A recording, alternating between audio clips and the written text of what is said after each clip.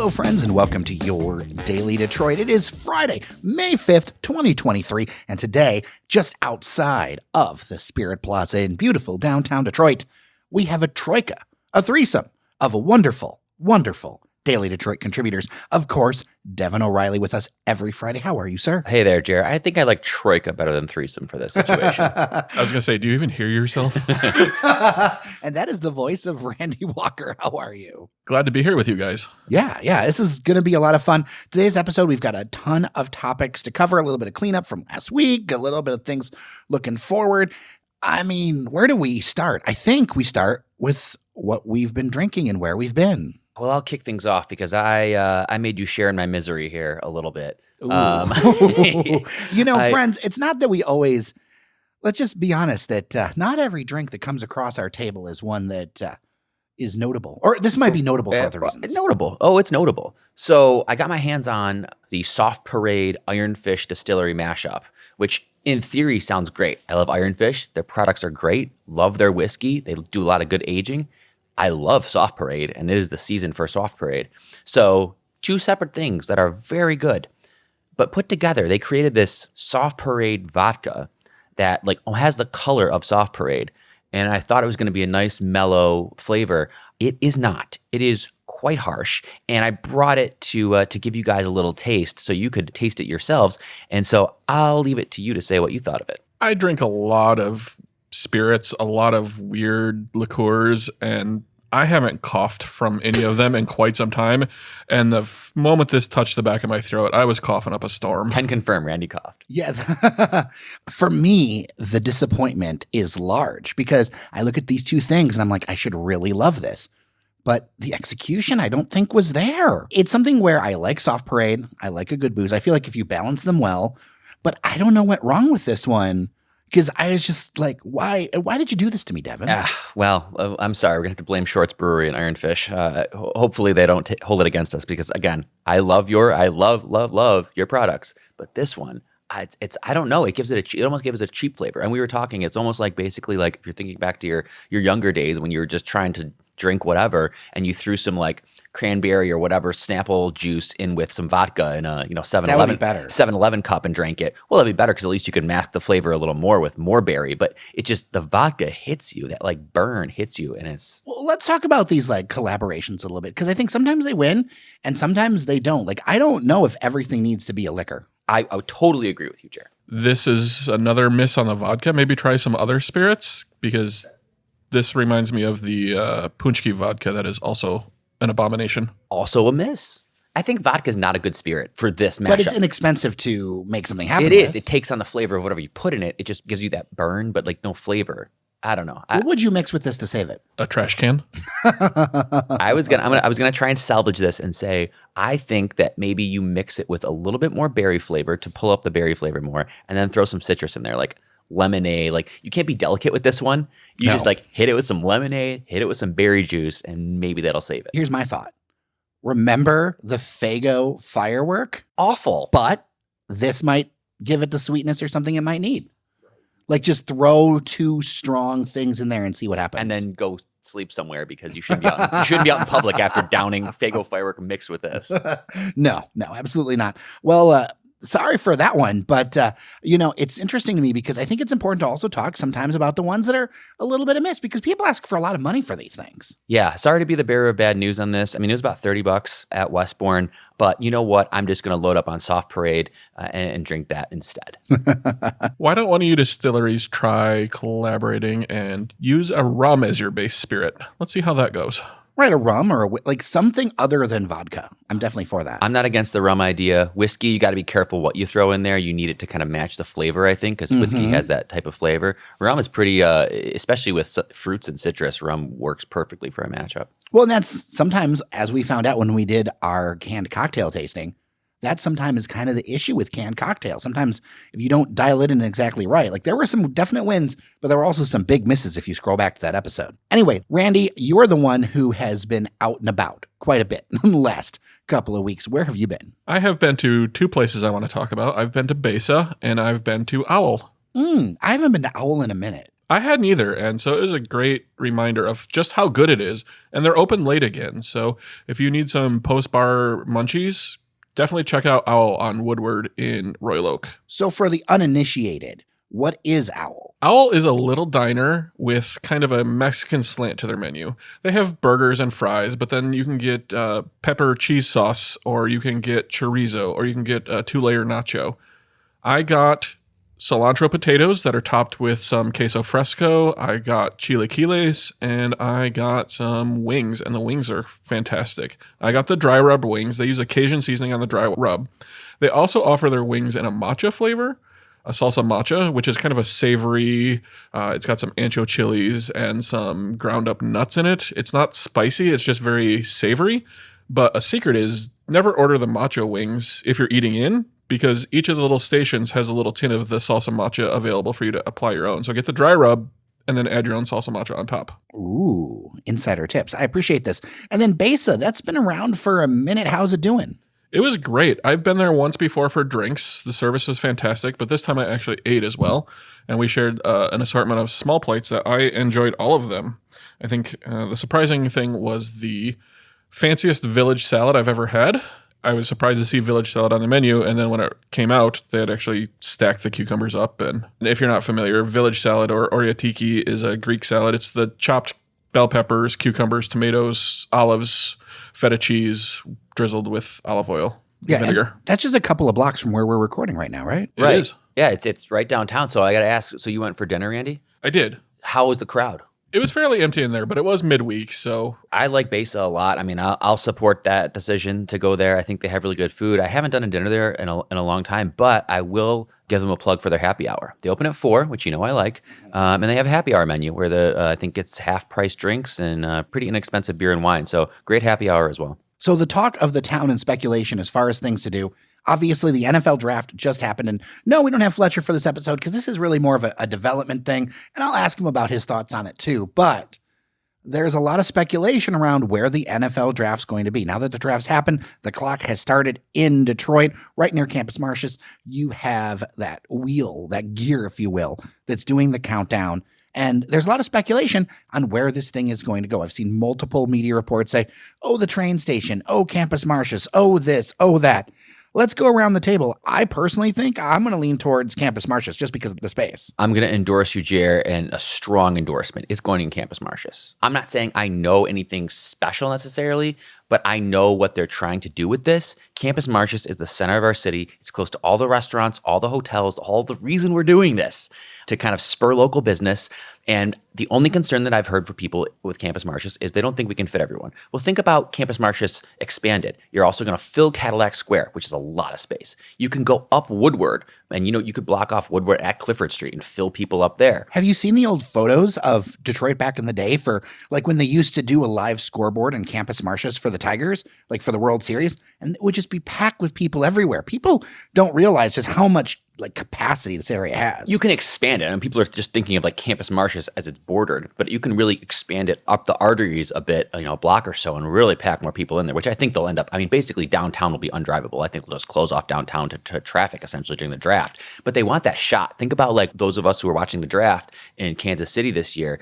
They love doing those big aerial shots on Kansas City. Yeah, the all drone those people. shots, stuff like that. They want that in Campus Martius. And I have heard some rumblings of Roosevelt Park, but I don't think that's going to happen because, again, it just takes it out of downtown and it makes people, we're not a very transit-friendly city, so then people can't necessarily walk from Roosevelt Park to downtown. Right. They can't take a Q line or anything. It's also like 2 train stations in a row. Right. So everyone would inevitably end up comparing it to Kansas City. The train station will have its time to shine, and I'm sure they'll do stuff in that area during the draft because it's like a 4 or 5 day party, probably even longer than that. But no, I think it's Campus Martius for sure. Randy, thoughts? Yay, sports ball.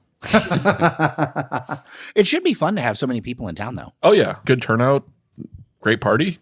Sure, why not? Well, and the thing is that putting in Campus Martius allows like a focusing of efforts. There are a lot of people who may not remember the Super Bowl. I know a lot of our listeners might not actually remember the Super Bowl and the transformation, and a lot of that was down Woodward. Yeah, I mean, this is going to be so much different than the experience of people who came for the Super Bowl and really haven't been back because it's going to be totally different. And not only that, I know, again, people talk about what are the issues, can we handle this? I want people to remember something we talked about, and you've talked about with our buddy, Chris Moyer and Claude Molinari at Visit Detroit. We're going to have at least 1,000 more hotel rooms than right now as we're talking. There'll be at least 1,000 more hotel rooms in downtown Detroit. So we are preparing for that capacity. Playing devil's advocate, spring weather in Michigan can be a little bit unpredictable. How do you handle that? Well, I think you've got a rabid fan base. I mean, Lions fans alone are such a rabid fan base. I don't think that if it is a little rainy or a little chilly, that will hinder people from coming downtown. I mean, Randy, you and I are both friends with Snuggie Jesus. And yes. And then also, they do crazy things at tailgating. So yeah, exactly. And what is it, Lieutenant Nuisance or Commander Nuisance? Like, he's also a friend of the show. Yeah, I mean, I think bad weather could hinder the attendance a little bit, but I mean, it's like saying the difference between having 300,000 people and 500,000 people. There's going to be hundreds of thousands of people downtown, no matter what the weather is. Yeah. Now, something I wanted to tell listeners about is an event coming up next week that actually we're going to be at. It's called Hometown Tourist Day. This is part of National Travel and Tourism Week. It's going to be in Campus Martius, running from 11 a.m. to 2 p.m. on Wednesday, May 10th. So this Wednesday coming up, we are going to be out there with a table, 11 a.m. to 2 p.m., rotating, cast of characters. Come and say hi. It'll be great to meet some folks. And there's going to be like 35 different vendors there, hotels, restaurants, all this kind of thing. And I think it makes me think of the idea of the staycation. I was out delivering Patreon glasses to people. And there are some, they're obviously like right here in the city. But I was stunned by how many people, have a connection to Detroit. It's so great that you're supporting the show. But also I think about it's like, okay, if you live an hour away, you might want to stay downtown for a staycation or just being a staycation in general. I think that's a great way to enjoy the city. Yeah. I think no matter how close or how far you live, I mean, I've talked about this, another kind of new Devin dad tip thing is a staycation in the city makes a lot of sense when you got a small child, because then, childcare is only, you're not leaving the baby for long stretches of time or far away. Like, if we do a staycation in Detroit, we can zip back to our home in 20, 25 minutes. So we've talked a lot about doing a little Detroit staycation, amazing hotels, restaurants. You can basically kind of, forget you're as close as you are. So I love the idea. I live in West Village, and I've pondered the idea of just renting a hotel downtown for a long weekend. I think that would be great. I'm open to this. In fact, if some hotel wants to help us. I'll tell my wife that you're coming along on our staycation. There we go. I'm sure she'll be thrilled. Separate rooms. A little bit of story housekeeping. Earlier this week, we had Eric Lufer, Citizens Research Council of Michigan, talking about Highland Park and their issues. I wanted to update that the Michigan legislature has started the process to basically help fund this Highland Park water issue to the tune of a little over $20 million as an appropriation for the Michigan Department of Health and Human Services. I think that this is interesting because I didn't think that Governor Whitmer was going to let this thing go to bankruptcy. I think with her previous stances with things, I think that this was going to happen pretty quickly, especially with a Democratic majority. So I just think it's an interesting bit of politics, Devin. Yeah, no, I think it's interesting and important. I mean, Highland Park, I just, we had that story recently where they thought somehow they were going to get some influx of, what was it, $100 million? Remember all the people who were like, oh yeah, we're going to do billions of dollars, blah, blah, blah. And I got that same thing to everyone else. I'm like, there's no way I'm going to that thing. I mean, there's been a lot of pie in the sky BS thrown around. I mean, this is real. This is helpful. So because it would have tripled the property taxes for Highland Park residents, which is completely insane. I mean, their taxes are already super high. It would have driven even more people out of the city. But I think everything that Eric talked about, even if this does pass, I think everything that Eric talked about stands, and that small cities are going to have a tough time, especially if they're not adding people, adding property value and density. Yeah, and I mean, of course, now it's been said many times, but Highland Park is now kind of it's a ruination of its own doing, because it was stuck in the middle of Detroit. And now they're kind of this island where even prosperity that exists in Detroit doesn't necessarily trickle into Highland Park. A lot of the programs and resources and revitalization just hasn't gotten into Highland Park because it's governed in a completely separate way. And one episode we will do in the future, a lot of listeners already got back to me surprised about how so many suburbs basically ran to the courthouse to get themselves incorporated as cities as Detroit was expanding. I think I'm going to dig a little bit more into that with some historians about the race. There's all kinds of interesting things, like the city of Fairview that's over by Grosse Pointe Park. that is the Jefferson Chalmers neighborhood now. So there's a lot of interesting side stories there. But yeah, I just want to give people a little bit of an update. Let's swing over to what is happening up this weekend and more, because, it is Derby weekend. It is Derby weekend, Jer. I can't. It's one of those things where I couldn't tell you a damn thing about horse racing or name a horse in the Kentucky Derby. I'll look up because I want to throw a little bit of money on somebody. But I just love the pageantry that goes along with the Kentucky Derby. It doesn't hurt that bourbon is heavily involved in the Kentucky Derby. And I love myself a julep, which is really the only respectable thing you can drink to celebrate the Derby. But our friends at Green Dot Stables always do a fantastic party. They're doing it again on May 6th, and you can dress up. They're giving away prizes for best dressed and best costume. Important thing to note with the Kentucky Derby, post time is 6:57 p.m., which is a very late post time. Interesting. That runs right up towards the Detroit City FC game this weekend against FC Tulsa, 7 p.m. Great thing. It'll be over by then, Jared. That's a great thing. That's the great thing about the Derby. It's like 2 minutes. So, all this pageantry leads up to 2 minutes of action-packed horse racing, and then you're done. Another thing I want to shout out and talk about a little bit is the Detroit Tigers. Before we were on air, both of you were talking about your Tigers experiences, and I haven't had a chance to make it out yet. But tickets, affordable. Well, I was just talking about my perusing of potentially checking out a Tigers game. I haven't gotten to one yet this year. The weather is finally breaking, getting a little warmer. So I was just looking up what would it cost to go to a Tigers game. I guess I shouldn't be surprised, but essentially I'm looking on StubHub and we're talking like $8 to $10 for a weekday game. I was at Tuesday's game that got postponed and ran into some friends. Almost game, yes, exactly.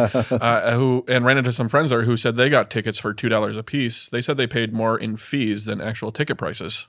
Wow. And then with the exchange, they also, because they gave you the ability for tickets for a future game, right? Yeah, so I could have gone to the rescheduled game yesterday, couldn't make it because of work. So they're going to let me exchange my tickets for any game of a similar price tickets in the next 12 months. And then also they offered me a consolation of 4 additional tickets for free to a different game. So, I mean, I think, to me, it strikes me as the Tigers, the organization must structure in the revenue where it doesn't really matter to them how much someone pays for a ticket. Because, on any given weekday, not that many people are coming to the game. It's once you get in there. They can get you in for $2 and then they're going to get you for, the most expensive little $10 slice a beer, had. $10 a slice of pizza. Like you're still walking out of there spending $100, even though you think you got this great deal with $2 tickets. So that's kind of how they factor it, I think. For some reason, I have the mental image of like Randy with one of those super tall daiquiri cups.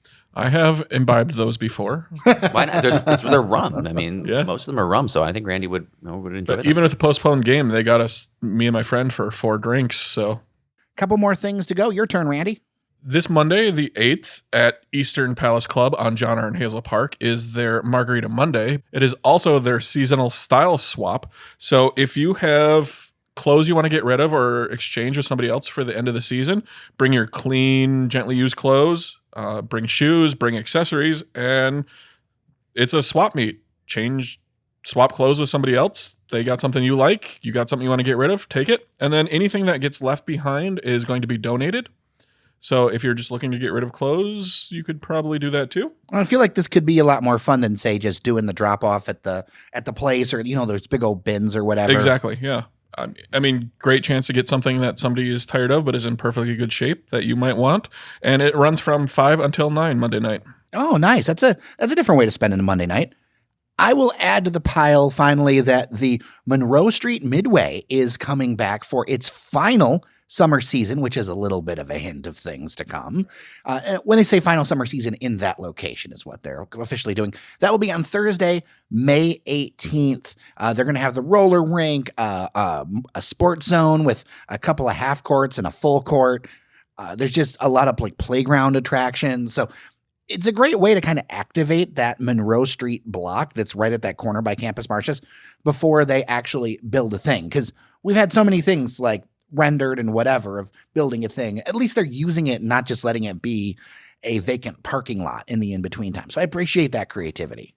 Yeah, Jerry, if you don't mind a little prognostication here, now that you said that, I'm wondering if they don't utilize that for the draft. That's a massive space that's like walled off now. You're right. They Actually, could open that up. You could open that way up. And then you have so much room. So yeah, and then you've got that whole wall there of that building that you could project on. I bet you that becomes a centerpiece of whatever the plan is for the draft, is using Monroe Street, because they'll be prepping it. I don't know if they'll be in the ground yet with shovels, but they'll be pretty darn close. So I think look for that. Yeah, and I mean, hey, in between time, there's mini golf. Yeah, and have some fun this summer, but it'll be probably somewhere else next year.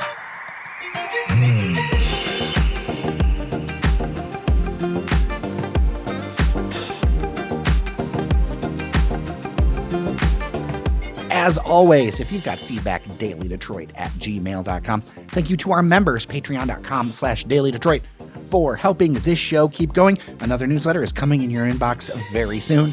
And guys, it's so good to be able to spend a Friday with all of you. Devin O'Reilly. Great to be here, Jer. I'm excited for this weekend. The coronation is going to happen too, so get King Charles here. Are you excited about the coronation? I am not. But you know what, Jer? I'm a fan. I'm a fan of pageantry and revelry and celebration, and that's what it is. I feel like Fancy Devin is the proper Devin. People can get double duty out of their derby costumes. They can also wear it to a coronation party. True. Good call, Randy. Good call. Who knew that Randy was going to be the style icon? Thank you so much for listening. I'm Jer Stays. As always, remember that you are somebody, and we'll see you around Detroit.